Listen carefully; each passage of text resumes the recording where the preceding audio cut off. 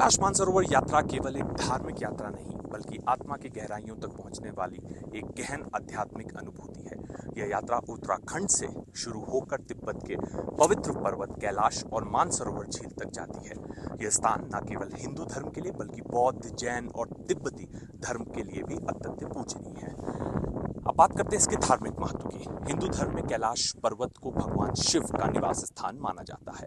यह पर्वत 4 धर्मों का केंद्र है, जिसे विश्व का नाभि भी कहा जाता है। ऐसा विश्वास है कि स्वयं भगवान शिव यहाँ तपस्या में लीन रहते हैं और जो भी श्रद्धालु सच्चे मन से इस यात्रा को करता है उससे आत्मिक शांति, मोक्ष और ईश्वर का साक्षात्कार होता है। मानसरोवर झील जो कैलाश पर्वत के समीप स्थित है उसे पवित्रम झीलों में से एक माना गया है, जहाँ इस वक्त मैं मौजूद हूँ। कहा जाता है कि इसका जल इतना पवित्र है कि इसमें स्नान करने मात्र से सारे पाप नष्ट हो जाते हैं। इसके शांत नीले जल से की छाया पड़ते ही जो एक अलौकिक दृश्य होता है वो अद्भुत होता है। यह यात्रा आसान नहीं होती। ऊंचाई, ऑक्सीजन की कमी, कठिन रास्ते और मौसम की चुनौतियां हर कदम पर होती हैं, लेकिन हर कठिनाई श्रद्धा के सामने झुक जाती है। जैसे जैसे यात्री आगे बढ़ते हैं उनका मन सांसारिक मोह से हटकर ईश्वर और आत्मा की ओर आकर्षित होने लगता है।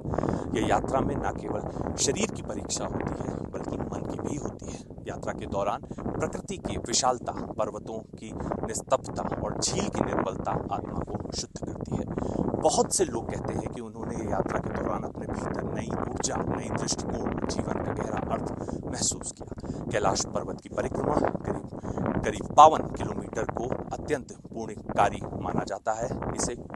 इसे कोरला कहा जाता है और श्रद्धालु 3 दिन में इसे कठिन परिक्रमा को पूरा करते हैं। कुछ साधक तो दंडवत प्रणाम करते हुए पूरी परिक्रमा करते हैं। हर कदम पर श्रद्धा और समर्पण की परिकाष्ठा देखने को मिलती है। कैलाश मानसरोवर यात्रा केवल एक धार्मिक अनुष्ठान नहीं बल्कि जीवन का एक परिवर्तनकारी अनुभव है। यह यात्रा बताती है कि आस्था और श्रद्धा से कोई भी रास्ता पार किया जा सकता है।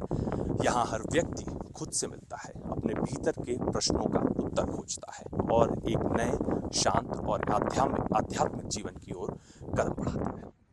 इस वक्त हम एक बहुत ही खास जगह मौजूद हैं। ये है बेस कैंप।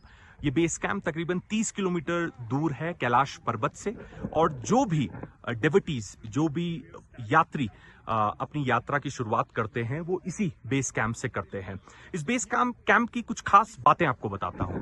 इस बेस कैंप पर तमाम झंडे आपको दिख रहे होंगे। इन झंडों में मैसेज है, इन झंडों में एक संदेश है देवताओं के लिए और दानवों के लिए।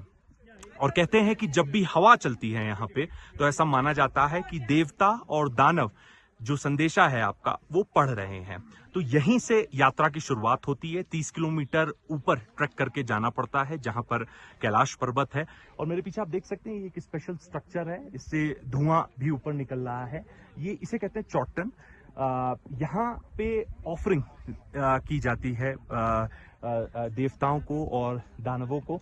एक ट्रेडिशनल तिब्बतन स्टाइल में, एक ट्रेडिशनल जो यहाँ तिब्बतन कल्चर है उसको आगे ले जाते हुए यहाँ पे इस तरह का कि जिसे कहते हैं कि के इंतजाम हैं। तो जो भी डिवोटी, जो भी यात्री भारत से यहाँ आते हैं वो पहले यहाँ प्रेयर करते हैं, भगवान को याद करते हैं, दानवों को याद करते हैं, संदेशा लिखते हैं उनके लिए।